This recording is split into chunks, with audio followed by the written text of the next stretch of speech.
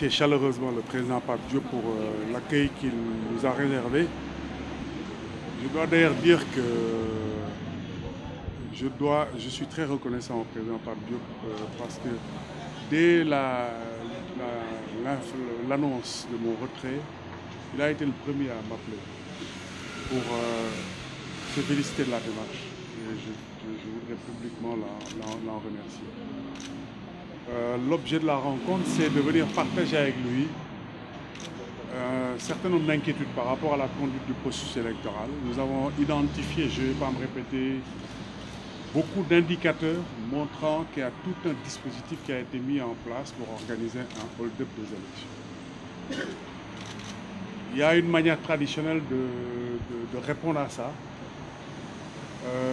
L'initiative que nous avons déclenchée n'est pas une initiative qui est en concurrence, c'est une initiative complémentaire. J'ai échangé donc avec le président Pape Diop sur la proposition de mise en place d'une plateforme opérationnelle de sécurisation des élections. Et à l'instar des précédents candidats que j'ai rencontrés, il m'a donné son accord sans réserve. Mais en plus, vu sa très grande expérience politique, il m'a donné un certain nombre de suggestions, notamment concernant la question du fichier électoral. Et je me félicite qu'avec son expérience, il vient de confirmer ce que j'avais déjà dit et que le ministre de l'Intérieur essaie de contester. Dans une réponse de diversion, il prétend que je parle de choses que je ne maîtrise pas. Il répond en parlant de processus, alors que moi je parle de faits. Le fait que le président Pape Diop vient de confirmer. Moi, j'ai rapporté des faits de citoyens qui étaient inscrits pendant que les inscriptions électorales étaient ouvertes et qui se retrouvent à disposer de cartes qui ne leur permettent pas de voter. Donc, je réitère ce que j'ai dit. Je n'enlève pas un iota de ce que j'ai dit. Et je dis aux citoyens sénégalais parce que c'est ce qui m'intéresse. Je les appelle à la vigilance.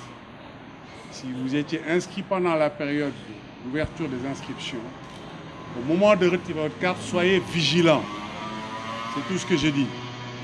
Et ça, le président Pape Diop l'a dit, il y a un dispositif qui est mis en place pour ne pas donner les cartes. Et sur cette question, la plateforme que nous mettrons en place, Inch'Allah, avec l'accord des candidats et des leaders, fera une prise en charge très sérieuse de ces questions de cartes d'électeurs.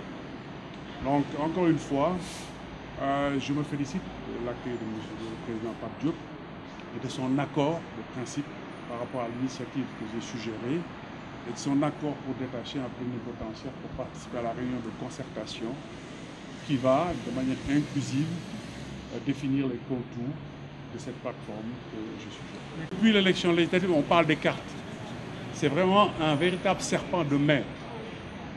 Alors qu'il revient à l'autorité publique de donner la bonne information sur ces cartes. Aujourd'hui, tout le monde sait qu'il y a des Sénégalais qui se sont régulièrement inscrits et qui n'ont pas eu leur carte. Je donne l'exemple d'un jeune Sénégalais, il m'entend, qui m'a envoyé un mail à la suite de quand j'ai déclaré l'initiative. Il est à Paris, il m'entend. Il m'a fait un mail pour me dire qu'il se reconnaît totalement dans la démarche parce qu'il est frustré par le temps que lui prend cette démarche pour obtenir sa carte qu'il n'arrive pas à obtenir. Et nous allons développer des outils techniques et technologiques pour recenser exactement le nombre de Sénégalais qui sont inscrits et qui n'ont pas leur carte. Parce que ça peut être un chiffre significatif. C'est la première chose à faire. Une fois qu'on aura identifié le nombre exact de Sénégalais et qu'on aura une base de données montrant l'identité des Sénégalais qui n'ont pas reçu leur carte, le ministère de l'Intérieur sera obligé de donner une réponse. C'est la première démarche.